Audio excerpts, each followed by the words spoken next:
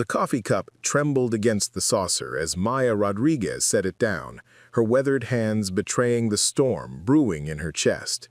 Through the rain-streaked windows of Sal's diner, she watched the sleek black Mercedes pull into the parking lot, its chrome gleaming despite the November gloom that had settled over Cedar Falls like a heavy blanket. The wipers swept methodically across the windshield, but they couldn't clear away what Maya had seen just moments before, the telltale shimmer of brake fluid pooling beneath the luxury sedan's front wheel.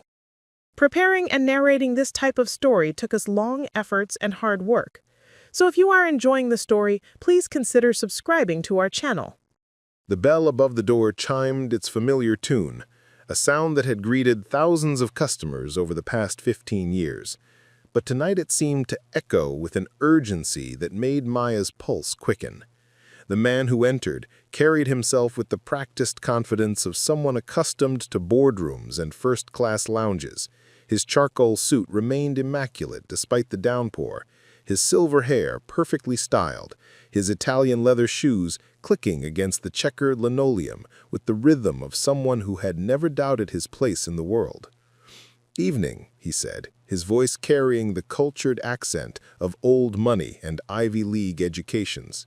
He chose a booth near the window, sliding across the red vinyl with the fluid motion of someone who had never questioned whether the world would accommodate his needs. Maya approached with the coffee pot, her uniform, once white, now a shade that spoke of countless shifts and endless refills, rustling softly as she moved. "Coffee?" she asked, though she was already pouring, the dark liquid steaming in the cool air. Her eyes kept drifting to the window, to the Mercedes sitting under the flickering parking lot light like a metallic predator waiting to strike. The brake fluid continued its slow, deadly seepage, creating a dark stain that the rain couldn't wash away. The diner's other patrons created a symphony of small-town life. Old Harold Morrison sat at the counter, nursing his third cup of coffee while recounting stories from his days as Cedar Falls police chief. The Gonzalez family occupied the corner booth, with their twin toddlers creating a cheerful chaos that filled the space with laughter and the occasional shriek of delight. Truck driver Big Jim Peterson worked his way through the meatloaf special, his weathered hands moving with the efficient hunger of someone who lived on the road. Maya had served them all, remembered their orders without writing them down, listened to their troubles, and celebrated their victories. In 15 years behind these counters, she had become a keeper of secrets, a confessor for the lonely, a witness to the small dramas that played out over pie and coffee. She had developed an eye for detail, a sensitivity to the subtle signs that most people missed. It was this same intuition that now screamed warnings about the car outside. The Mercedes sat like a time bomb in the parking lot, its sophisticated engineering masking a fatal flaw. Maya had grown up in a family of mechanics. Her father, Eduardo, had run Rodriguez Auto Repair until arthritis forced him into retirement. Her brother Carlos still worked under the hood of everything from pickup trucks to luxury imports. She had absorbed their knowledge through osmosis, learned to read the language of leaking fluids and worn components. But how could she tell this man, this pillar of corporate success, who probably spent more on shoes than she made in a month, that his car was a death trap? How could a waitress from the wrong side of Cedar Falls convince a millionaire that she knew something his high-end mechanics had missed? Alexander finished his coffee and reached for his wallet, extracting a $20 bill for a $5 meal with the casual generosity of someone for whom money held no real meaning. "Keep the change," he said to Jenny, already rising from the booth, "and good luck with your studies." Maya felt time compress around her like a closing fist. She watched him move toward the door, each step bringing him closer to the vehicle that would become his tomb before he reached the bottom of Hillcrest Drive. The winding road that connected the diner to the main highway, a stretch of asphalt that had claimed 3 lives in the past decade when vehicles lost their braking ability on the steep descent. "Wait," the word escaped her lips before she could stop it, carrying across the diner with an urgency that made every conversation pause. Alexander turned, his expression politely curious, while Maya felt the weight of every eye in the restaurant settling on her shoulders like a crushing burden. The rain continued to streak the windows, each drop catching the neon light from the diner's sign, creating patterns that shifted and changed like the very fabric of fate itself. In that moment, suspended between silence and speech, between a comfortable lie and a dangerous truth, Maya Rodriguez stood at the crossroads of two worlds, her own small sphere of influence and the vast empire of wealth and power that Alexander Whitmore represented. The brake fluid continued its deadly seepage, marking time in slow, inevitable drops that would determine whether this November evening became just another forgotten shift at Sal's diner, or the night when a waitress's courage changed the trajectory of two very different lives forever. The silence stretched between them, filled with the soft humming of the coffee maker and the distant rumble of thunder. Maya's heart hammered against her ribs as she struggled to find words that wouldn't sound like the desperate ramblings of someone who spent too much time watching the parking lot for signs that weren't there. But the fluid was real. The danger was real. And in 30 seconds, Alexander Whitmore would climb into a vehicle that would betray him before he could reach safety. "Your car," she said, her voice steadier than she felt. "I think there might be a problem with your brakes." The temperature in the diner seemed to drop several degrees. Alexander's eyebrows rose slightly, not with alarm, but with the polite skepticism reserved for well-meaning strangers who overstepped their bounds. Harold Morrison swiveled Ari's stool to get a better look at the unfolding drama, while Big Jim Peterson paused mid-chew to listen. Even the Gonzalez twins seemed to sense the shift in atmosphere, their chatter dying to curious whispers. "I beg your pardon?" Alexander's tone remained courteous, but Maya could hear the subtle dismissal beneath the words, the automatic response of someone accustomed to having his judgment trusted above all others. Maya felt Jenny's supportive presence beside her, the girl's loyalty evident even in the face of potential embarrassment. This was the moment that would define everything that followed, the moment when Maya either found the courage to speak her truth or retreated into the safe anonymity of service industry politeness. "There's brake fluid under your car," she said, pointing toward the window where the Mercedes waited like a silent threat. "It's been dripping since you arrived.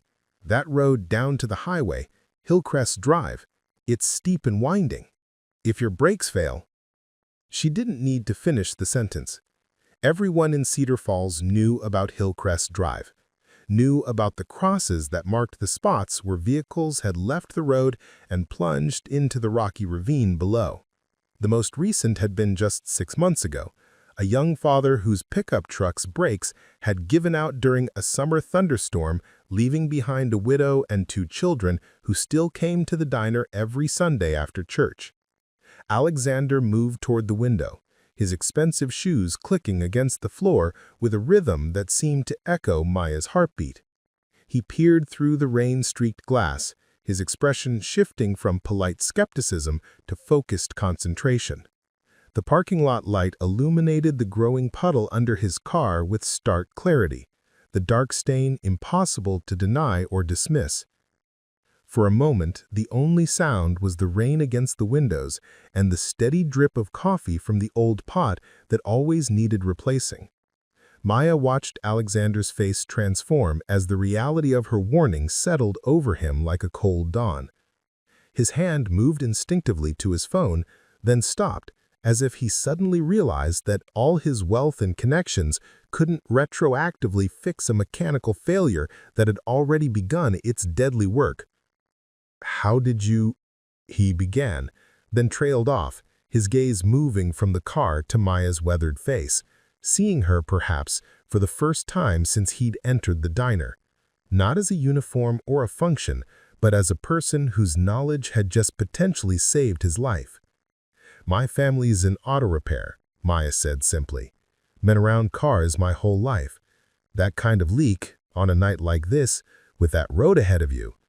She shrugged, but her eyes held the steady certainty of someone who'd learned to trust her instincts in a world that rarely rewarded such trust. The transformation in the diner's atmosphere was palpable. Harold Morrison had straightened on his stool, his retired cop instincts engaging as he processed the implications of what he'd just witnessed. Big Jim Peterson set down his fork, his own years of highway experience telling him exactly what a brake failure on Hillcrest Drive would mean. Even the Gonzalez children seemed to sense that something momentous had occurred, their young faces turning toward the adults with the intuitive understanding that children possess for moments when the world shifts on its axis. Alexander pulled out his phone, not to check messages this time, but to dial a number he hadn't used in years. His personal mechanic, a man who worked exclusively on luxury imports and charged fees that could feed a family for a month.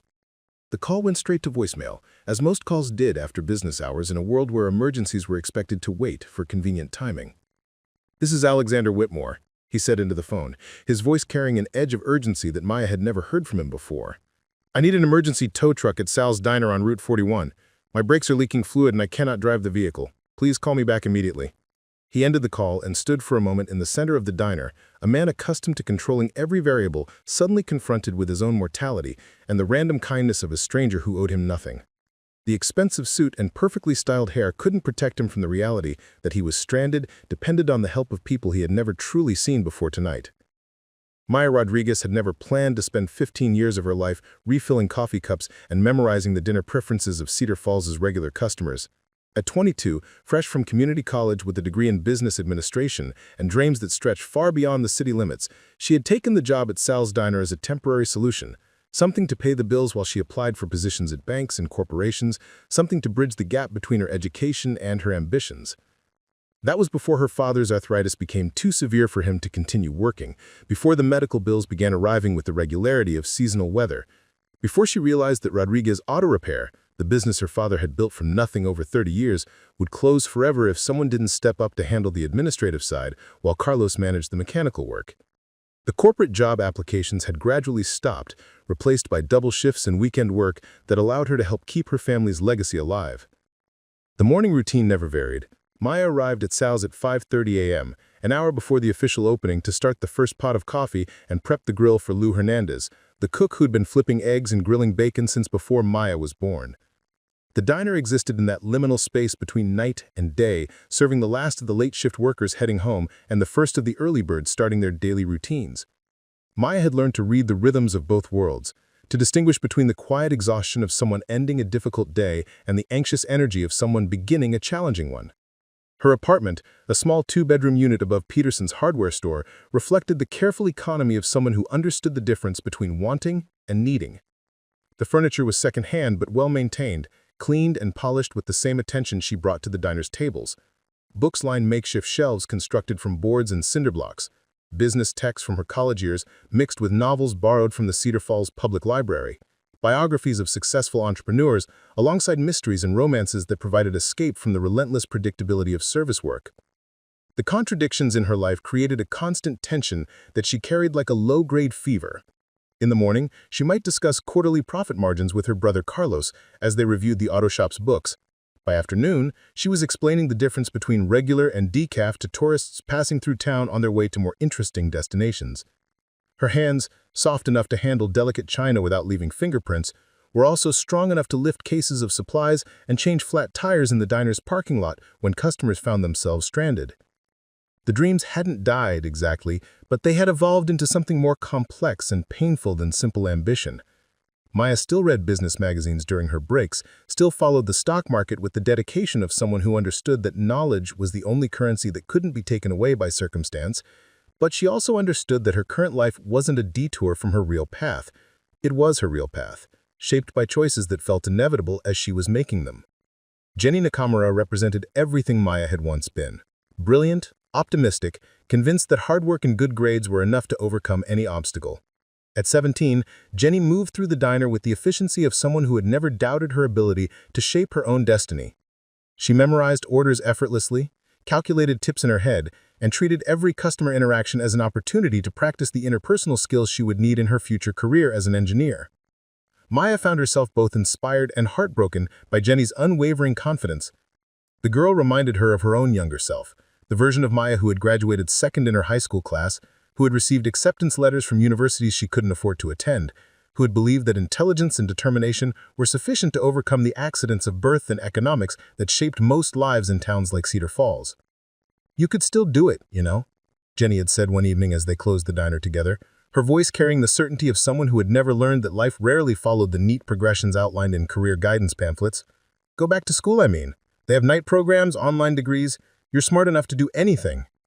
Maya smiled at the suggestion, not with cynicism, but with the gentle sadness of someone who understood that Jenny's words came from kindness rather than practical understanding. The girl couldn't see the invisible chains that bound her to her current life, her father's medical appointments, her mother's need for someone to drive her to the grocery store since she'd never learned to drive, Carlos's dependence on her business skills to keep Rodriguez Auto Repair solvent in an economy that favored chain stores and corporate efficiency over family-owned operations. The kindness wasn't calculated or strategic.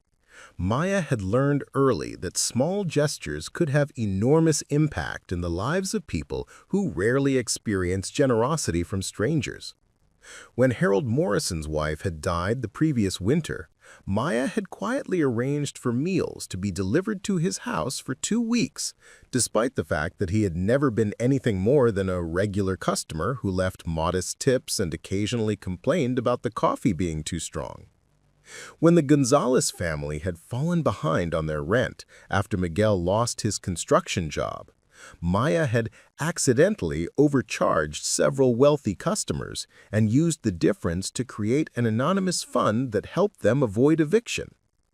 These acts of quiet charity weren't motivated by religious obligation or social expectation, but by Maya's deep understanding of how quickly circumstances could change, how thin the line was between stability and disaster in the lives of working people. She had seen too many families in Cedar Falls lose everything due to medical emergencies, job layoffs, or simple runs of bad luck that compounded into insurmountable problems. The fears came mostly at night, in the quiet hours between closing the diner and falling asleep, when the distractions of work couldn't mask the growing awareness that time was passing and her life was calcifying into patterns that might become permanent. Maya would lie in bed listening to the sounds of Cedar Falls settling into darkness, the distant hum of traffic from the highway, the occasional siren from the volunteer fire department, the settling creaks of old buildings adjusting to temperature changes, and wonder if this was how people became trapped in lives they had never consciously chosen. She had watched it happen to others, bright, capable people who had taken temporary jobs that gradually became permanent, who had deferred their dreams for practical reasons until the dreams themselves began to seem like luxuries they couldn't afford. The process was so gradual that most people didn't recognize it was happening until years had passed and the temporary had become indefinite. The temporary had become their entire adult identity. The flashbacks to her father's prime years came unpredictably, triggered by familiar sounds or smells that transported her instantly to Rodriguez Auto Repair in its heyday. She remembered being 8 years old, watching Eduardo work beneath the hood of a classic Mustang, his hands moving with the confidence of someone who understood machines better than he understood people.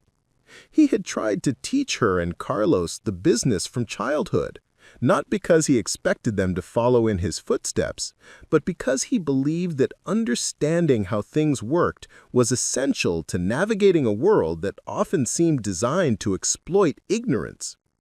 "Mira, amiga," he would say, pointing to various components with a wrench that had been worn smooth by decades of use. "This is how you tell when something is about to break. You listen, you watch, you pay attention to the small signs before they become big problems." It was a philosophy that extended far beyond automotive repair, a way of approaching life that emphasized observation, preparation, and the kind of practical wisdom that couldn't be learned from textbooks or lectures. Eduardo had never made much money, but he had built something that mattered.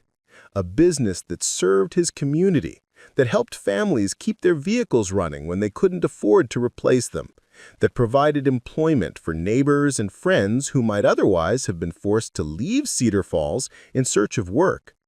Maya had understood, even as a child, that her father's success couldn't be measured in dollars or square footage, but in the number of people who trusted him with their most essential possessions, who knew that he would charge fairly and work honestly, even when no one was watching. The stroke had come without warning on a Tuesday morning in March, striking Eduardo down as he bent over the engine of Mrs. Peterson's sedan. Carlos had found him collapsed in the bay, still conscious but unable to speak clearly, his left side already showing the weakness that would eventually force him into retirement.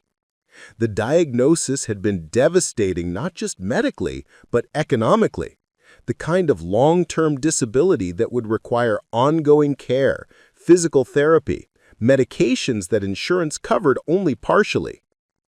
Maya's decision to postpone her corporate ambitions hadn't felt like a sacrifice at the time. It had felt like the only choice available to someone who understood that families took care of each other, especially when the outside world offered few alternatives. She had approached the situation with the same methodical, problem-solving skills she had learned in business school, creating budgets and timelines, researching medical options and insurance policies, treating the crisis like a challenging but solvable case study. What she hadn't anticipated was how the temporary arrangement would gradually reshape her entire identity. The business clothes had given way to uniforms, the networking lunches to hurried meals between shifts, the career development seminars to on-the-job training in the precise choreography of restaurant service. She had become exceptionally good at her work, better than anyone expected, including herself, developing an almost supernatural ability to anticipate customer needs, remember dietary restrictions and personal preferences, manage complex orders during rush periods without losing track of individual details. The recognition came in the form of increased responsibility rather than increased compensation. Sal Kovanich, the diner owner, had gradually delegated more administrative tasks to Maya. Scheduling, inventory management, vendor negotiations, staff training. She had accepted each new duty with the gratitude of someone who understood that trust was a form of currency in small-town economies, even as she recognized that her expanded role didn't come with a corresponding expansion in her paycheck. The routine had its own rhythms and satisfactions. Maya took genuine pride in the way she could transform a chaotic rush hour into smooth efficiency, in her ability to diffuse conflicts between difficult customers and overwhelmed staff, in the small improvements she had implemented to make the diner more profitable and pleasant for everyone involved.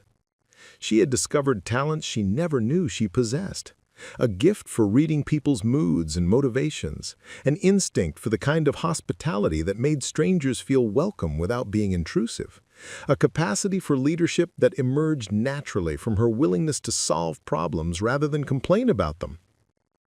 But late at night, in the privacy of her small apartment, Maya sometimes pulled out the business textbooks and read chapters about strategic planning and market analysis, reminding herself of the larger world she had stepped away from to handle the immediate crisis that had never fully resolved itself. The knowledge felt both precious and painful, a reminder of capabilities that were being applied to increasingly smaller problems, of potential that was being carefully managed rather than boldly pursued. The current word count, 4,089 words. The internal monologue shifted throughout each day, adapting to the changing demands of service work while maintaining an underlying current of deeper reflection. During busy periods, Maya's thoughts moved with the rapid-fire efficiency required by multiple orders and competing priorities. Table 6 needs more coffee. Table 12 is ready for their check. Jenny needs help with the difficult customer at the counter who's complaining about the temperature of a soup. But in quieter moments, when the lunch rush had ended and the evening crowd hadn't yet arrived, her mind wandered to more complex territory. She found herself analyzing the diner's operations with the same critical thinking she had once applied to case studies in her business classes. Why did Sal continue to use suppliers who charge premium prices for standard ingredients? How could the layout be reorganized to improve efficiency during peak hours? What marketing strategies might attract more customers without alienating the regulars who form the core of the business? The questions came naturally, even though she understood that her position as a waitress didn't provide the authority to implement the changes she could envision. The contradiction created a constant tension that she carried through her days like an invisible weight. Maya was simultaneously overqualified for her current role and essential to its smooth functioning. Intellectually capable of managing much larger enterprises while emotionally invested in the success of this particular small business that had given her stability during a difficult period in her family's life. Her relationship with money had evolved into something more complex than simple scarcity. Maya understood budgets in ways that most people never needed to learn. She could calculate exactly how many additional shifts she needed to work to cover her father's medication costs, how much she could afford to spend on groceries without compromising her ability to help with Carlos's business expenses, what percentage of her income she could reasonably save given the unpredictable nature of her family's financial needs. This knowledge made her both more and less generous than she had been in her college years. More willing to help others because she understood how quickly situations could change. Less willing to spend money on herself because she had learned to distinguish between wants and needs with surgical precision. The dreams that visited her sleep had evolved over the years from specific career fantasies to more abstract visions of possibility. She no longer dreamed about corner offices and corporate presentations, but about situations where her intelligence and skills could be applied to problems that mattered, where she could use her understanding of both business principles and human nature to create positive change in the world. The dreams were less concrete than her earlier ambitions, but somehow more meaningful, rooted in her growing awareness that true success might have less to do with personal achievement and more to do with the impact she could have on other people's lives. The phone call came 3 days after Alexander Whitmore's near miss with disaster, arriving during the Tuesday morning lull when Maya was restocking sugar dispensers and mentally preparing for the lunch crowd. Sal answered on the third ring, his voice carrying the cautious formality he reserved for calls that might involve complaints or problems requiring immediate attention. "Sal's Diner, this is Sal speaking." His weathered face, marked by 30 years of restaurant ownership and the stress that accompanied feeding people for a living, shifted through a series of expressions as he listened to the caller. Confusion gave way to surprise, then to something approaching disbelief. Maya watched from across the dining room, her experience reading the owner's moods telling her that this wasn't a typical vendor call or reservation request.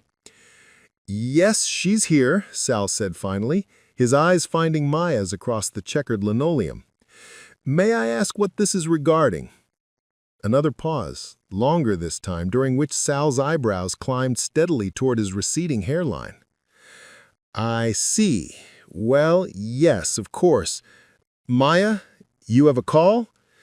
Says his name's Alexander Whitmore."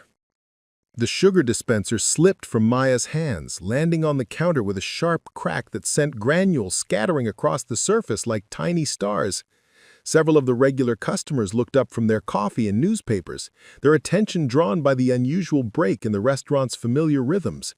Harold Morrison, occupying his customary stool at the counter, swiveled slightly to get a better view of the unfolding drama, his retired police officer instincts engaging automatically at any deviation from normal patterns. Maya approached the phone with the careful steps of someone navigating unfamiliar territory. In 15 years of working at the diner, she had received exactly 3 phone calls.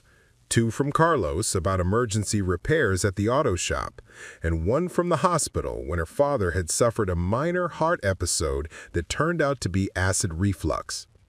Personal calls during work hours were discouraged by policy and unnecessary by circumstance. Everyone who might need to reach her knew her schedule and could find her at the diner during business hours or at home during the few hours she wasn't working. "This is Maya," she said, her voice carrying the professional courtesy she used with customers while betraying none of the confusion that was rapidly building behind her calm exterior. "Ms. Rodriguez, this is Alexander Whitmore. We met the other night during the storm." His voice carried the same cultured authority she remembered, but with an undertone of something she hadn't heard before, genuine warmth mixed with what might have been gratitude or possibly embarrassment. "I wanted to thank you personally for what you did. The mechanic confirmed that my brake lines had failed completely. If I had driven that car down Hillcrest Drive—" He didn't need to complete the sentence. Maya had grown up in Cedar Falls, had attended the funerals of the 3 people who hadn't made it down that particular stretch of road when their vehicles betrayed them. She understood the mathematics of momentum and gravity, the way a 2-ton vehicle could become an unguided missile when the one thing designed to stop it suddenly stopped working. "I'm glad you're safe," Maya said, aware that every conversation in the diner had paused, that even the coffee maker seemed to be listening to her side of this unprecedented phone call. Anyone would have done the same thing. "I don't think that's true," Alexander replied, and something in his tone suggested that he had been giving this considerable thought over the past 3 days. "Most people wouldn't have noticed. Even fewer would have spoken up, and almost no one would have had the knowledge to understand what they were seeing." He paused, and Maya could hear papers shuffling in the background, the distant hum of what sounded like a large office with multiple conversations happening simultaneously. "I'd like to do something to show my appreciation. May I take you to dinner? Somewhere nice, not—" He stopped abruptly, perhaps realizing that he was about to disparage the very restaurant where she worked. The offer hung in the air between them like a bridge connecting 2 completely different worlds. Maya was acutely aware of the dozen customers who were pretending not to listen while hanging on every word, of Jenny wiping down tables with unnecessary thoroughness to stay within hearing range, of Sal standing behind the register with his mouth slightly open as he processed the surreal nature of what was happening in his establishment. "That's very kind," Maya said, already formulating the polite refusal that would allow both of them to return to their respective lives without further complication. "But it's really not necessary. I was just doing what anyone should do when they see someone in danger." "Please," Alexander said, and the single word carried more genuine emotion than all of his previous corporate courtesy combined. "You saved my life. The least I can do is buy you dinner. There's an excellent restaurant in Millfield, Le Benedine. Have you heard of it?" Maya had heard of Le Benedine the way she had heard of the Metropolitan Opera and the Louvre, as something that existed in a sphere of experience so far removed from her daily reality that it might as well have been located on a different planet. The restaurant was legendary in the region, the kind of place where reservations were made months in advance, and the wine list contained bottles that cost more than Maya's monthly rent. It was the sort of establishment that Cedar Falls residents went to celebrate once-in-a-lifetime events like golden wedding anniversaries or graduation from medical school, assuming they could afford to celebrate such events at all. "Mr. Whitmore, I appreciate the gesture, but that's really not necessary. I was just doing what anyone should do when they see someone in danger." "Then perhaps lunch?" Alexander pressed, apparently unwilling to accept her polite deflection. "Something casual. There must be places around Cedar Falls where we could have a quiet conversation. I'd really like the opportunity to express my gratitude properly." The pressure of being the center of attention in a small space filled with curious neighbors created an almost physical weight on Maya's shoulders. She could feel Harold Morrison's intense interest, could see Jenny hovering nearby with barely disguised excitement, could sense that this phone call was rapidly becoming the most interesting thing to happen at Sal's Diner since the morning 2 years ago when a minor celebrity had stopped for coffee while passing through town. But Underneath the social pressure and the surreal nature of the situation, Maya found herself genuinely curious about Alexander Whitmore's motivations. In her experience, wealthy people who expressed gratitude to service workers typically did so with tips or brief thank you notes, not with invitations to expensive restaurants and personal phone calls that interrupted working hours. His persistence suggested either an unusual commitment to proper acknowledgement or something more complex that she couldn't yet understand. "Mr. Whitmore," she said finally, "I'm flattered by the invitation, but I'm not sure it would be appropriate. We move in very different circles, and I wouldn't want to put either of us in an uncomfortable situation." The honesty of her response seemed to surprise him into a moment of silence. When he spoke again, his voice carried a quality of reflection that hadn't been there before.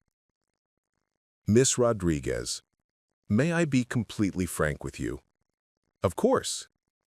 "In the past 3 days, I've had extensive conversations with insurance adjusters, mechanics, lawyers, and corporate security personnel. Every one of them has asked me the same question. How did a waitress notice a mechanical problem that had escaped the attention of a team of certified professionals who service my vehicle regularly?" He paused, and Maya could hear him shifting in what sounded like an expensive leather chair. "The answer, of course, is that you saw what they missed because you were paying attention to something that mattered, not just going through the motions of professional competence." Maya felt heat rising in her cheeks, partly from embarrassment and partly from something that might have been pride. In her world, expertise was rarely acknowledged or rewarded. Service workers were expected to be competent without being particularly knowledgeable, efficient without being insightful, helpful without being memorable. The idea that her specific skills and knowledge were being recognized by someone from outside her usual sphere created a complex mix of gratification and discomfort. "That's very kind," she said, "but anyone who grew up around auto repair shops would have recognized those signs." "Perhaps," Alexander said, "but not everyone would have had the courage to speak up. And that brings me to my real point. I'd like to discuss a business proposition with you, something that might interest you professionally as well as personally." The words business proposition seemed to echo through the diner like a gunshot. Maya saw Jenny's eyes widen with excitement, watched Harold Morrison lean forward on his stool with the focused attention of someone who sensed that history was being made in real time. Even the Gonzalez twins, usually absorbed in their own cheerful chaos, seemed to pause in their play to listen to the strange conversation unfolding in their familiar breakfast spot. "I'm not sure I understand," Maya said, though part of her was beginning to suspect exactly where this conversation was heading, toward some kind of offer that would require her to make choices she wasn't prepared to make, to consider possibilities she had trained herself not to want. "I've been thinking about what happened, and about the kinds of problems that my company faces on a daily basis. We have highly educated people, expert consultants, sophisticated systems for analyzing data and making decisions. But we don't have anyone who combines practical knowledge with the kind of observational skills you demonstrated. We don't have anyone who notices the details that everyone else misses." Maya felt the ground shifting beneath her feet, not literally, but in the way that significant moments often feel like gravitational changes, like the universe rearranging itself around new possibilities. "Mr. Whitmore, I think there might be some confusion," she said carefully, aware that her next words would either close this door forever or open it to complications she couldn't begin to anticipate. "I've been thinking about what happened, and about the kinds of problems that my company faces on a daily basis. We have highly educated people, expert consultants, sophisticated systems for analyzing data and making decisions, but we don't have anyone who combines practical knowledge with the kind of observational skills you demonstrated. We don't have anyone who notices the details that everyone else misses." Maya felt the irony wasn't lost on her. She did have an MBA, earned during evening classes while working days at a previous restaurant job. But she had learned not to mention her educational credentials to customers who might find them threatening or confusing. In the world of service work, intelligence was supposed to be invisible. Competence was expected to be effortless, and personal ambition was considered inappropriate for someone whose job was to anticipate other people's needs. "I appreciate your confidence," she said, "but I have responsibilities here, family obligations. This isn't really the right time for me to consider career changes." What if I told you that I could work around those obligations? What if I told you that I need someone exactly like you, with exactly your background and exactly your perspective, to help me solve some problems that conventional thinking hasn't been able to address? Maya glanced around the diner, taking in the familiar faces that had become the backdrop of her adult life. Harold Morrison was watching with the intensity of someone following a tennis match, his head turning slightly between Maya and the phone as if he could hear both sides of the conversation. Jenny had abandoned all pretense of working and was standing near the coffee machine with her mouth slightly open, clearly understanding that she was witnessing something unprecedented. Even Lou, the cook who rarely emerged from the kitchen during service hours, had appeared in the pass-through window to listen. "Mr. Whitmore," Maya said, making a decision that felt both inevitable and terrifying. "If you're serious about wanting to discuss this, perhaps we should have that conversation in person. But not at Le Bernardin. Somewhere more neutral." "Name the place," Alexander said immediately. Maya thought for a moment, considering locations that would be comfortable for both of them without creating too much local speculation or putting either of them at a disadvantage. "There's a coffee shop in Millfield, the Daily Grind. It's halfway between Cedar Falls and your office. Would Thursday at 2 o'clock work for you?" "Thursday at 2 would be perfect," Alexander said, and Maya could hear genuine pleasure in his voice, as if she had just agreed to something that mattered more than a simple business meeting. "Thank you, Miss Rodriguez. I'm looking forward to our conversation." "So am I," Maya said, surprised to discover that she meant it. The phone call ended, but the aftermath lingered in the diner like smoke from a recently extinguished fire. Maya set the receiver back in its cradle with the careful precision of someone handling a potentially explosive device, then turned to face a room full of faces that reflected varying degrees of curiosity, excitement, and disbelief. Harold Morrison was the first to speak, his voice carrying the authority of someone who had spent 3 decades asking questions and evaluating answers.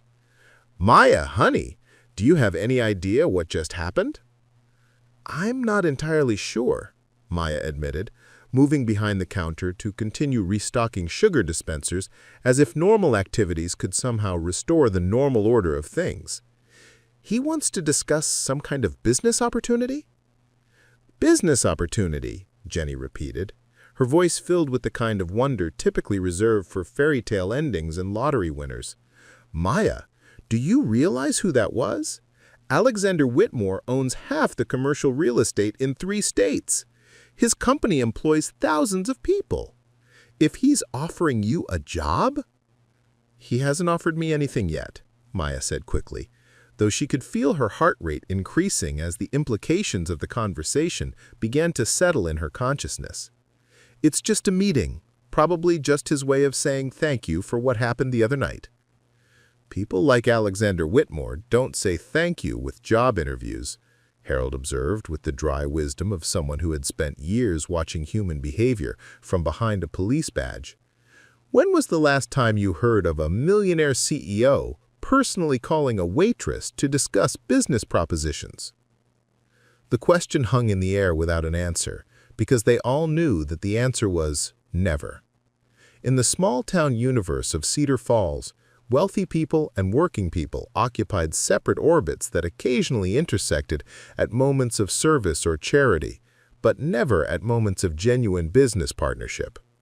The social physics of their community didn't allow for the kind of gravitational shift that would bring someone like Alexander Whitmore into genuine business partnership with someone like Maya Rodriguez. Jenny approached the counter with the careful steps of someone entering sacred ground. "Maya, what if this is your chance? What if this is the universe finally giving you the opportunity you've been waiting for?" "I haven't been waiting for anything," Maya said, but even as the words left her mouth, she recognized them as a lie. She had been waiting, perhaps not consciously, but with the patient endurance of someone who understood that life sometimes delivered unexpected gifts to people who continued showing up and doing their work well, regardless of whether anyone noticed. Lou emerged fully from the kitchen, wiping his hands on his apron with the methodical movements of someone who had been listening to every word while pretending to focus on food preparation. "You know what I think?" he said, his voice carrying the gravelly authority of someone who had seen enough of life to distinguish between genuine opportunities and elaborate disappointments. "I think this Whitmore fellow saw something in you that maybe you haven't seen in yourself yet." The observation struck Maya with unexpected force, partly because Lou rarely offered personal opinions about anything more controversial than cooking techniques, and partly because his words echoed thoughts that she had been carefully not thinking for several years. The possibility that she possessed capabilities that were being wasted in her current position was dangerous territory, the kind of thinking that could lead to dissatisfaction with circumstances that were, if not ideal, at least stable and predictable. "Let's not get ahead of ourselves," Maya said, returning to her sugar dispensers with perhaps more concentration than the task required. "It's just a coffee meeting. People have coffee meetings all the time without them leading to major life changes."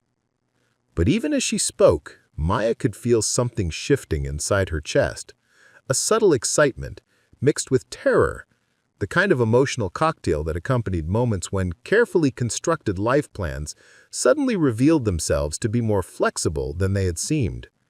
For years, she had told herself that her current situation was temporary, that she was just helping her family through a difficult period before returning to her original career trajectory. The comfort of that narrative had sustained her through countless double shifts and difficult customers, had allowed her to maintain her sense of identity, even as her daily reality moved further away from her educational background and professional ambitions. Alexander Whitmore's phone call had shattered that comfortable fiction by suggesting that her current skills and experiences might be valuable in their own right, not just as stepping stones to something else, but as genuine qualifications for opportunities she had never imagined. The idea was both thrilling and terrifying, offering the possibility of advancement while simultaneously demanding that she reconceptualize her entire understanding of her own capabilities and potential. The lunch crowd began filtering in with their usual Tuesday rhythms: construction workers from the highway expansion project, office workers from the few remaining downtown businesses, retired couples who preferred the diner's familiar comfort to the chain restaurants that dominated the shopping centers on the outskirts of town. Maya moved through the familiar choreography of taking orders and refilling coffee cups, but part of her attention remained focused on Thursday afternoon and the conversation that would either confirm her current life path or offer her a chance to step into something completely unknown. Jenny worked alongside her with unusual energy, clearly processing the morning's developments with the optimistic enthusiasm of someone young enough to believe that good things happen to people who deserved them. "You should wear your interview suit," she said during a brief lull between the lunch rush and the afternoon coffee crowd. "The navy one you wore to your father's insurance meeting. It makes you look professional but not intimidating." "It's not a job interview," Maya protested, though she had already been thinking about what to wear to a coffee meeting with a millionaire CEO. "He probably just wants to understand what happened the other night from a technical perspective. Maybe he's worried about liability issues, or wants to know if there were other problems with the car that his mechanics missed." "Maybe," Jenny agreed, But her tone suggested that she was humoring an adult who was being deliberately obtuse about obvious romance subtext in a situation that clearly had nothing to do with romance. But just in case it turns out to be more than that, you should be prepared. The afternoon passed with unusual speed, marked by conversations that kept returning to the morning's phone call, despite Maya's efforts to treat it as a minor interruption in an otherwise normal day. Customers who had overheard portions of the conversation shared their interpretations with other customers, creating a complex network of speculation and advice that surrounded Maya like a benevolent conspiracy. By closing time, half of Cedar Falls knew that Maya Rodriguez had received a mysterious phone call from Alexander Whitmore and was meeting him for coffee on Thursday afternoon. The drive home took her past Rodriguez Auto Repair, where Carlos was working late under the fluorescent lights of the main bay. Maya could see him bent over the engine of a pickup truck, his movements displaying the same careful concentration their father had once brought to similar tasks. The sight filled her with the familiar mixture of pride and sadness that accompanied most thoughts about their family's business. Pride in Carlos's skill and dedication, sadness about the opportunities both of them had sacrificed to keep their father's legacy alive. She pulled into the shop's parking lot and walked through the open bay door, breathing in the familiar scents of motor oil and metal polish that had formed the background of her childhood. Carlos looked up from his work, his face showing the pleasant surprise he always displayed when she stopped by unexpectedly. "Hey, Maya, what brings you here so late?" "I need to talk to you about something," Maya said, settling onto the rolling stool that Eduardo had used for jobs requiring extended periods in uncomfortable positions. "I got an interesting phone call at work today." Carlos wiped his hands on a shop reg and gave him his full attention, recognizing from her tone that this wasn't a casual social visit. Maya recounted the conversation with Alexander Whitmore, watching her brother's expression shift from confusion to surprise to something that might have been excitement mixed with concern. "So he wants to offer you a job," said Carlos when she had finished. "That's amazing, Maya. That's exactly the kind of opportunity you've been working toward your whole life." "He hasn't offered me anything yet," Maya corrected, though she had already been thinking about what to wear to a coffee meeting with a millionaire CEO. "He probably just wants to understand what happened the other night from a technical perspective. Maybe he's worried about liability issues, or wants to know if there were other problems with the car that his mechanics missed." "Maybe," Jenny agreed, but her tone suggested that she was humoring an adult who was being deliberately obtuse about obvious romance subtext in a situation that clearly had nothing to do with romance. "But just in case it turns out to be more than that, you should be prepared." "Maya," Carlos interrupted gently, his voice carrying the patient authority of someone who had given considerable thought to a difficult subject. "Do you remember what Dad used to say about engines that were running below their optimal performance levels?" Maya smiled at the reference to one of Eduardo's favorite analogies. That they would eventually break down from not being used properly. That machines and people both needed to operate at their full capacity to stay healthy. "Right," Carlos said, returning to his work on the pickup truck, but continuing the conversation as he adjusted various components with practiced efficiency. "Dad always said that the worst thing you could do to a good engine was to use it for tasks that didn't require its full capabilities. That's how you end up with carbon buildup, with systems that stop working because they never get pushed to perform at their best." The analogy was obviously intended to apply to more than automotive maintenance, but Maya found herself resistant to the implication that her current life was somehow damaging her potential. "Carlos, I'm not some kind of high-performance engine that's being wasted on small tasks. I'm a person with responsibilities and commitments that matter more than personal ambition."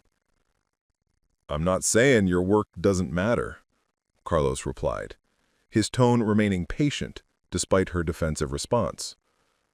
"I'm saying that Maybe it's time to consider whether you're using all of your capabilities to their best advantage, for yourself and for the people who depend on you. The conversation continued as Carlos finished his work on the pickup truck and began cleaning his tools with the methodical care their father had taught both of them. Maya found herself articulating fears and concerns she hadn't fully acknowledged even to herself. That accepting new opportunities might mean abandoning people who had come to depend on her stability. That success in a different arena might require her to become someone she wasn't sure she wanted to be. That the comfortable predictability of her current life might be more valuable than the uncertain possibilities offered by change. "You know what I think?" Carlos said, as he organized his tools in the cabinet that had belonged to Eduardo for 30 years. "I think you're scared that if you take a chance on something bigger, you might discover that you're not as good as you think you are. Or worse, that you might discover that you're better than you think you are, and then you'll have to live up to that potential for the rest of your life." The observation hit closer to home than Maya was comfortable admitting. There was safety in operating below her full capacity. Comfort in being the smartest person in a room where intelligence wasn't particularly valued or rewarded. Moving into an environment where her capabilities would be tested against genuinely challenging problems and sophisticated competitors would require her to risk discovering the limits of her abilities in ways that her current life never demanded. "Maybe," she admitted finally. "But there's also the practical reality that this family needs the steady income I bring in from the diner, needs the health insurance benefits, needs someone who's available to handle emergencies when they come up. Those aren't small considerations, Carlos." "No, they're not," Carlos agreed, but his expression suggested that he had been thinking about these issues from angles she hadn't considered. "Maybe there are ways to address those needs that don't require you to limit your potential indefinitely. Maybe there are solutions that could provide better security for all of us while giving you the chance to use your education and skills more fully." The possibility that her family's needs and her professional ambitions might not be mutually exclusive was both exciting and frightening. For years, Maya had organized her thinking around the assumption that she had to choose between personal success and family loyalty, that mature adults sacrifice their dreams to meet their obligations. The idea that she might be able to pursue both goals simultaneously challenged the fundamental narrative she had constructed to make sense of her choices. They were interrupted by the arrival of Mrs. Peterson, whose ancient Buick had been making concerning noises for several weeks despite her reluctance to spend money on major repairs. Carlos greeted her with the warm professionalism that had made Rodriguez Auto Repair successful despite the economic pressures that had closed many similar businesses in Cedar Falls. Maya watched the interaction between her brother and their longtime customer, noting the careful way Carlos explained the car's problems in language that was technical enough to demonstrate his expertise, but simple enough for Mrs. Peterson to understand the necessity of the repairs. It was the same approach their father had used, the same combination of competence and compassion that had built the shop's reputation one satisfied customer at a time. The drive home gave Maya time to process the day's developments and her brother's insights. The familiar streets of Cedar Falls looked different somehow, as if the phone call from Alexander Whittemore had shifted the angle of light falling across landscapes she had seen thousands of times before. The small houses with their carefully maintained lawns, the family businesses struggling to compete with chain stores, the signs of economic pressure mixed with stubborn community pride. All of it remained exactly the same, while feeling subtly transformed by the possibility that she might be seeing it from the perspective of someone who had moved beyond its boundaries. Her apartment felt smaller, usual, that evening. The carefully organized space reflected both the efficiency she had learned from years of economic constraint and the limitations imposed by circumstances she had never fully chosen. Maya sat at her kitchen table with a cup of coffee and a legal pad, attempting to organize her thoughts about Thursday's meeting with the systematic approach she brought to most complex problems. The pros and cons list grew slowly, complicated by the fact that she didn't yet know what Alexander Whitmore was actually offering. On the positive side, the opportunity to use her education and skills more fully, the possibility of financial advancement that could benefit her entire family, the chance to work on problems that might have broader impact than coffee orders and table assignments. On the negative side, the uncertainty of leaving a stable job for unknown responsibilities, the potential disruption to family routines that depended on her current schedule, the risk of discovering that she wasn't qualified for opportunities that existed beyond the familiar boundaries of service work. But beneath the practical considerations, Maya recognized a deeper emotional current that was harder to quantify or analyze. For the first time in years, she felt genuinely curious about her own potential, excited about the possibility of discovering what she might be capable of accomplishing in an environment that valued intelligence and problem-solving abilities. The feeling was both exhilarating and terrifying, like standing at the edge of a diving board and realizing that the only way forward was to jump. The phone rang as she was preparing for bed, and Maya answered to find Jenny's voice bubbling with excitement and barely contained speculation about Thursday's meeting. "I've been thinking about this all afternoon," Jenny said without preamble. "This could be the opportunity you've been waiting for your whole life. This could be your chance to show the world what you're really capable of." "Jenny, I appreciate your enthusiasm," Maya replied, "but I think you might be building this up into something bigger than it actually is. He probably just wants to thank me properly and maybe get some advice about automotive maintenance for his company's vehicle fleet." "Maya Rodriguez," Jenny said with the exasperated affection of someone who had clearly given this considerable thought, "you are the smartest person I know, and sometimes I think you're the only one who doesn't realize it. Promise me you'll go into that meeting with an open mind about what might be possible." "I promise," Maya said, surprised by how much she meant it. Thursday arrived with the crisp clarity of late autumn, the kind of morning when the air itself seemed to carry extra oxygen and the light fell across Cedar Falls with unusual sharpness. Maya awoke before her alarm, her body's internal clock apparently unable to accommodate the nervous energy that had been building since Alexander Whitmore's phone call. She had chosen her outfit carefully. The navy suit Jenny had recommended, paired with simple jewelry and low heels that projected professionalism without ostentation. The daily grind occupied a renovated Victorian house on Millfield's Main Street, its exposed brick walls and mismatched furniture creating the kind of carefully curated casualness that appealed to both college students and business professionals. Maya arrived 15 minutes early, ordering a cappuccino and claiming a table near the window where she could watch for Alexander's arrival while reviewing the questions she had prepared. She had approached the meeting with the same methodical preparation she brought to most challenging situations, researching Whitmore Industries' corporate structure and recent business developments, reviewing her own resume and accomplishments, and formulating responses to the kinds of questions she imagined a CEO might ask someone he was considering for employment. But despite her preparation, Maya felt the familiar flutter of anxiety that accompanied stepping into unfamiliar territory.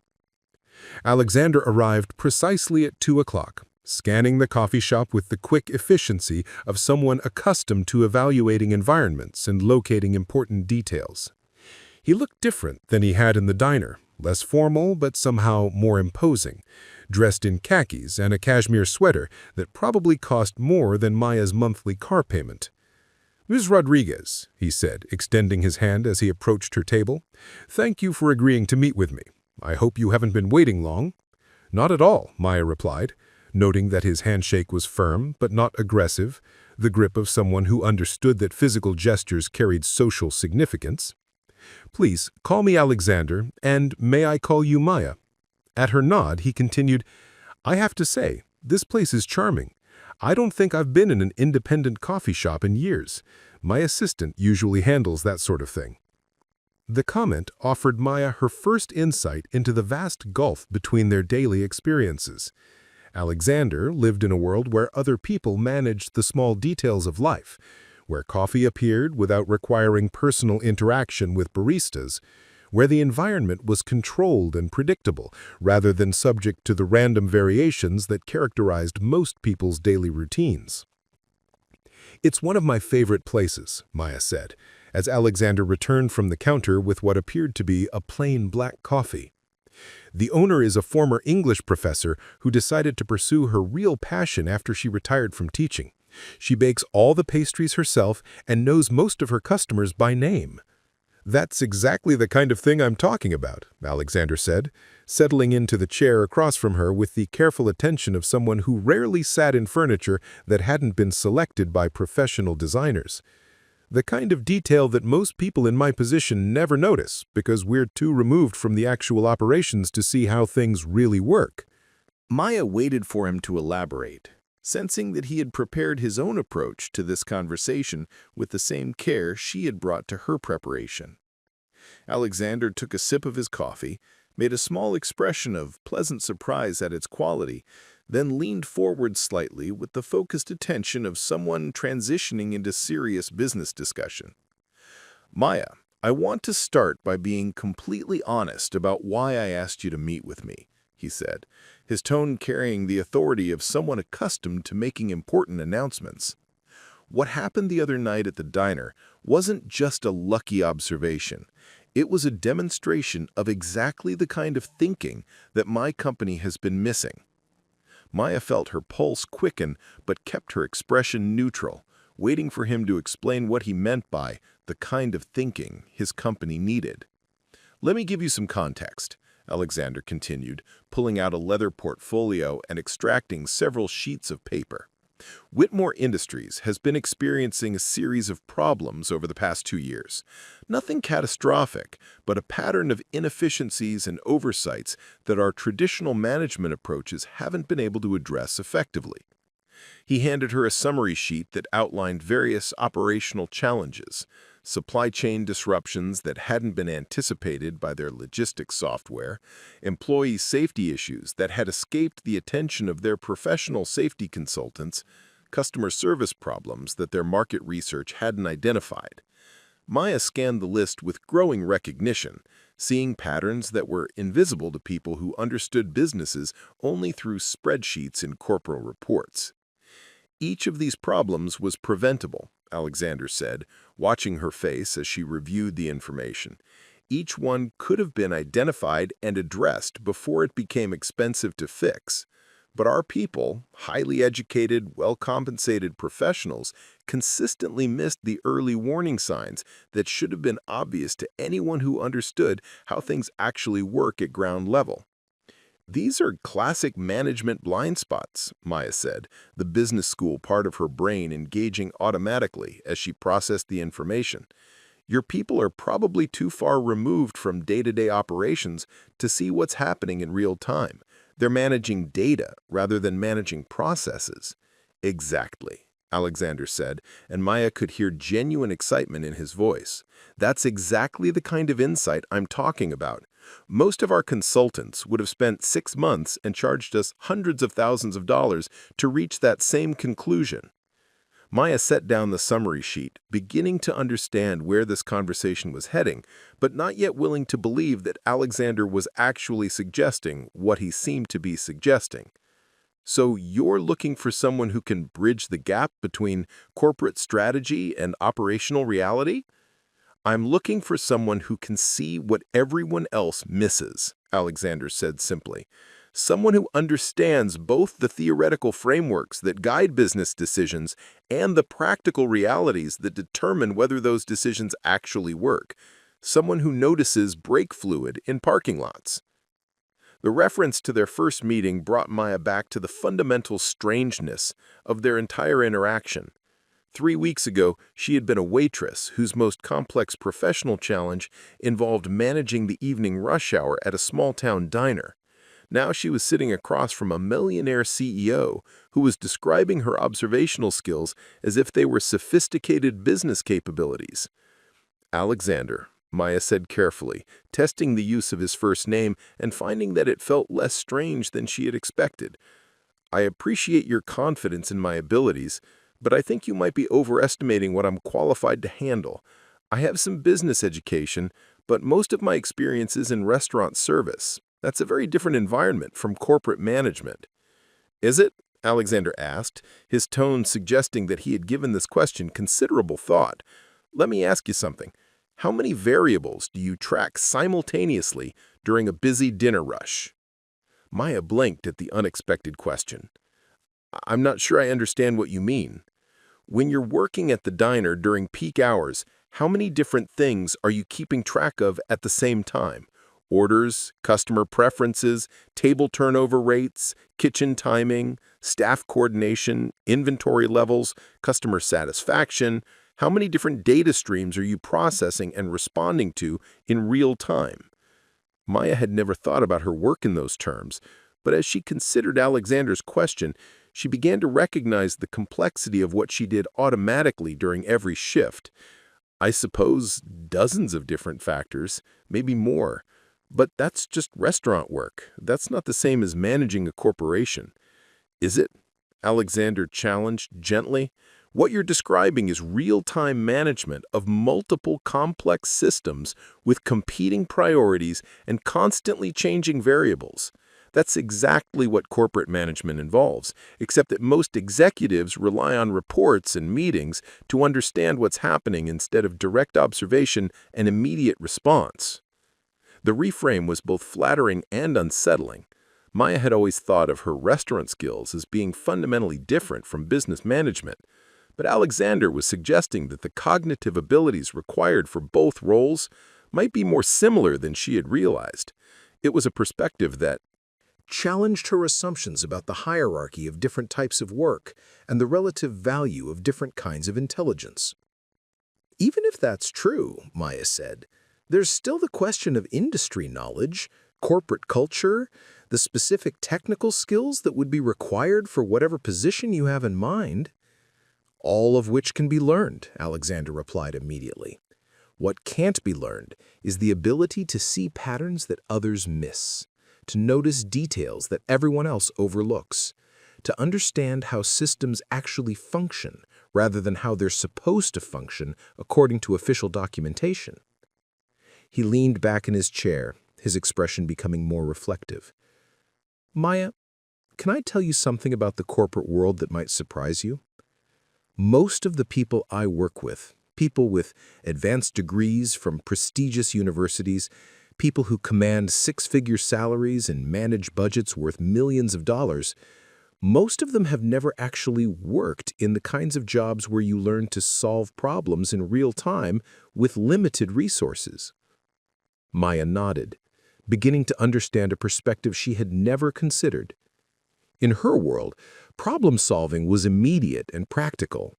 When the coffee machine broke during the morning rush, you fixed it yourself or found a workaround that kept service flowing. When difficult customers created conflicts that threatened to disrupt other diners' experiences, you diffused the situation through a combination of diplomacy and firm boundaries. When supply deliveries were late or incomplete, you adapted your offerings and managed customer expectations without missing a beat. They've never had to make split-second decisions that affect multiple people's immediate satisfaction, Alexander continued. They've never had to manage competing priorities with insufficient resources and no time for extended analysis. They approach every problem as if it can be solved through research and committee meetings and strategic planning sessions. Sometimes that's probably the right approach, Maya said, though she was beginning to see the limitations Alexander was describing. Sometimes it is, Alexander agreed. But sometimes You need someone who can look at a situation and immediately understand what's actually happening, not what's supposed to be happening according to the org chart and the policy manual. Someone who can see problems before they become crises, who can identify solutions that work in the real world rather than just on paper. Maya felt a familiar sensation she remembered from her business school case studies, the moment when seemingly disconnected information began forming coherent patterns, when complex problems revealed underlying structures that suggested clear solutions. So you're looking for someone to serve as a bridge between your executive team and your operational reality? I'm looking for someone to serve as my operational troubleshooter, Alexander said, his voice carrying the conviction of someone who had clearly thought through exactly what he needed. Someone who can go into any part of our organization, identify problems that our normal management systems are missing, and develop practical solutions that actually work. The job description was both exciting and intimidating. Maya could imagine the intellectual challenge of applying her problem-solving skills to complex corporate issues, the satisfaction of using her education and abilities more fully than her current position allowed. But she could also imagine the social pressure of operating in an environment where her background would make her an outsider, where her lack of traditional corporate experience might undermine her credibility with colleagues and subordinates. What would that position actually involve on a day-to-day basis, she asked, surprised by how naturally she was moving into serious consideration of an opportunity that had seemed impossible just an hour ago. Alexander smiled, apparently recognizing that her question represented a shift from skeptical interest to genuine engagement. It would involve a lot of traveling to different facilities, talking to employees at all levels of the organization, observing operations firsthand, and identifying discrepancies between how things are supposed to work and how they actually work. You'd report directly to me, with the authority to make recommendations for changes in policies, procedures, or personnel. And the compensation? Maya asked, feeling slightly embarrassed by the directness of the question, but recognizing that financial considerations were central to any career decision she might make. Base salary of $90,000, plus performance bonuses that could add another 30 to 50% depending on the impact of your recommendations. Full benefits, company car, travel expenses, and relocation assistance if you decide you want to move closer to our main offices. The numbers hit Maya like a physical force. $90,000 was more than double what she made at the diner, even with overtime and tips included. The total compensation package he was describing would provide more financial security than she had ever imagined possible, would address every economic concern that had shaped her family's decisions for the past 5 years. But beneath the excitement about the financial opportunity, Maya felt the deeper satisfaction of being offered work that would challenge her intellectually, that would require her to use capabilities she had been developing and refining without conscious recognition of their value. For the first time in years, she was being invited to apply her intelligence to problems that mattered, to contribute solutions rather than simply executing other people's decisions. "Alexander," Maya said, noting that his name was becoming more comfortable each time she used it. "This is an incredible opportunity, but I need to ask you some difficult questions before we go any further." "Of course. What do you need to know?" "First, why me specifically? I understand that you appreciate what I did the other night, but there must be hundreds of people with more relevant experience who could fill this kind of role. Why are you offering it to someone whose only credential is noticing a brake fluid leak?" Alexander nodded approvingly, as if her skepticism demonstrated exactly the kind of critical thinking he was looking for. "Fair question. The honest answer is that I've tried hiring people with traditional credentials for similar roles, and they've consistently failed to deliver the kind of insights I need. They approach every problem through the lens of whatever methodology they learned in graduate school, rather than through direct observation and practical analysis." He paused to take another sip of his coffee, gathering his thoughts. What you did the other night wasn't just noticing a brake fluid leak. It was recognizing a pattern that had significance beyond its immediate appearance, understanding the potential consequences of that pattern, and having the courage to act on your analysis despite the social pressure to mind your own business. That combination of observation, analysis, and action is exactly what I need in my organization. Maya appreciated the thoroughness of his answer, but she wasn't finished with her questions. Second issue. How do I know I won't fail just as completely as the people you've tried before? My business education was solid, but it was also very theoretical. Most of my real-world experience is in restaurant service, which is quite different from corporate troubleshooting. Actually, I think restaurant service might be the perfect background for what I need. You've spent years managing complex systems under pressure, dealing with unpredictable variables, and finding solutions that work immediately rather than eventually. You've learned to read people's needs and motivations quickly and accurately, to identify problems before they escalate, and to communicate effectively with people from all different backgrounds and education levels. Maya had never considered her restaurant experience as preparation for corporate work, but Alexander's analysis was beginning to change her perspective on the transferable skills she had developed without recognizing their broader applicability. Third question, Maya continued, and this might be the most important one. What happens if this doesn't work out? I'd be leaving a stable job with people who depend on my income and my presence.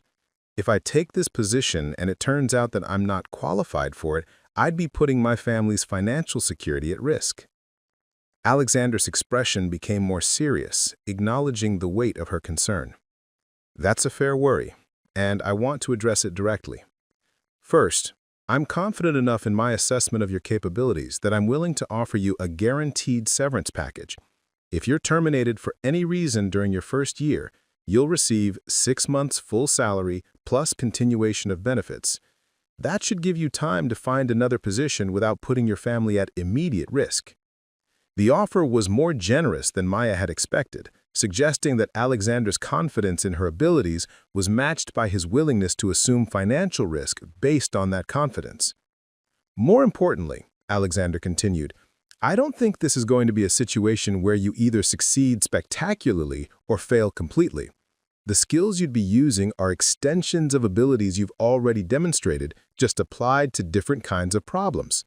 If there are areas where you need additional training or support, we'll provide that. This isn't a sink or swim situation. It's an opportunity for you to develop your existing capabilities in new directions. Maya sat back in her chair, processing everything Alexander had told her while trying to organize her thoughts around a decision that would affect not only her own future, but the future of everyone who depended on her. The financial security he was offering would address every economic concern that had shaped her family's choices for years, but the personal and professional risks were substantial. Can I ask you one more question? Maya said, her voice steadier than she felt. Of course. What made you so certain that I was the right person for this role? Not just qualified, but right for it specifically. Alexander smiled, and for the first time since they'd sat down, his corporate composure softened into something more personal. Do you know what I was thinking about as I walked to my car that night? Maya shook her head. I was thinking about a conference call I'd had earlier that day. 3 hours with our regional managers discussing efficiency problems at our Memphis facility. Productivity down 15%, employee complaints up, quality control issues that our supervisors couldn't seem to identify, let alone solve. He paused, turning his coffee cup slowly between his hands. We threw around theories, assigned consultants, scheduled follow-up meetings, very sophisticated stuff. Maya waited, sensing there was more to the story. Then I walked out to my car, and within 30 seconds, someone I'd never met before diagnosed a potentially fatal problem that my team of certified mechanics had completely missed. You saw what mattered, Maya. Not what you were supposed to see, not what the manual said to look for, but what was actually happening. The weight of his words settled between them. Maya realized that her decision wasn't really about choosing between her current life and an unknown future. It was about choosing between playing it safe and trusting her own capabilities. "When would you need an answer?" she asked. "Take your time. A decision this significant shouldn't be rushed." Alexander reached into his portfolio and extracted a business card. "But I hope you'll consider that sometimes the biggest risk is not taking one at all." Maya took the card, noting its expensive weight and understated elegance. "I'll need to discuss this with my family." "Naturally." "And Maya," Alexander stood, extending his hand. "Whatever you decide, thank you for saving my life. That matters more than any business opportunity." The drive back to Cedar Falls gave Maya time to process the conversation. Her phone buzzed with a text from Jenny. "How did it go?" Followed immediately by another from Carlos. "Dad wants to know if you're famous yet." Instead of going home, Maya found herself pulling into the parking lot at Rodriguez Auto Repair. Rodriguez was closing up for the day, but he looked up with interest when she appeared in the doorway. "So?" he asked, wiping his hands on his coveralls. Maya told him everything. The salary, the responsibilities, the risks, Alexander's confidence in her abilities. Carlos listened without interruption, his expression shifting from curiosity to excitement to something that might have been pride. 90,000. Maya, that's more than Dad ever made in his best year. "I know, but it would mean leaving you to handle the business side of the shop while I'm traveling, leaving Mom and Dad when they might need help, leaving Cedar Falls entirely if I move closer to Whitmore's headquarters." Carlos was quiet for a long moment, then walked over to their father's old desk and pulled out a framed photograph. It showed the three of them at Maya's college graduation. Eduardo beaming with pride, Carlos grinning in his only good shirt, Maya, in cap and gown, looking ready to conquer the world. "Do you remember what Dad said that day?" Maya smiled at the memory. "That education was something nobody could ever take away from me. And that he didn't sacrifice to pay for your school so you could be safe. He did it so you could be unstoppable." Carlos set the photograph back on the desk. "Maya, we'll figure out the family stuff. Mom and Dad raised us to take care of each other, but they also raised us to pursue opportunities when they come along. This is your chance to show the world what Rodriguez family intelligence looks like in a boardroom." That evening, Maya called Alexander's direct line. He answered on the first ring, as if he'd been waiting for her call. "I have one condition," she said without preamble. "Name it." "If this works out, if I'm successful in this role, I want to help you develop a program to identify other people like me, people whose potential is being overlooked because they don't have traditional backgrounds, people who are solving complex problems every day in jobs that nobody recognizes as requiring intelligence." Alexander was silent for several seconds. When he spoke, his voice carried a warmth he hadn't heard before. "Maya, you've just given me another reason to be certain I made the right choice. When can you start?" 3 months later, Maya stood in the executive conference room at Whitmore Industries headquarters, presenting her findings about the Memphis facility to Alexander and his senior management team. The productivity problems she had discovered stemmed from a scheduling system that looked efficient on paper but ignored the reality of how people actually worked. Her recommendations, simple adjustments that cost nothing to implement, had increased productivity by 23% within 6 weeks. "Any questions?" she asked, scanning the faces around the polished conference table. An older executive raised his hand. "Ms. Rodriguez, how did you identify issues that our efficiency consultants missed completely?" Maya smiled, thinking of brake fluid pooling in a diner's parking lot on a rainy November night. "I paid attention to what was actually happening instead of what was supposed to be happening. Sometimes the most important problems are hiding in plain sight." After the meeting, Alexander walked with her toward her new office, a space with windows overlooking the city, walls lined with business texts and framed photographs from her various facility visits. "Any regrets?" he asked.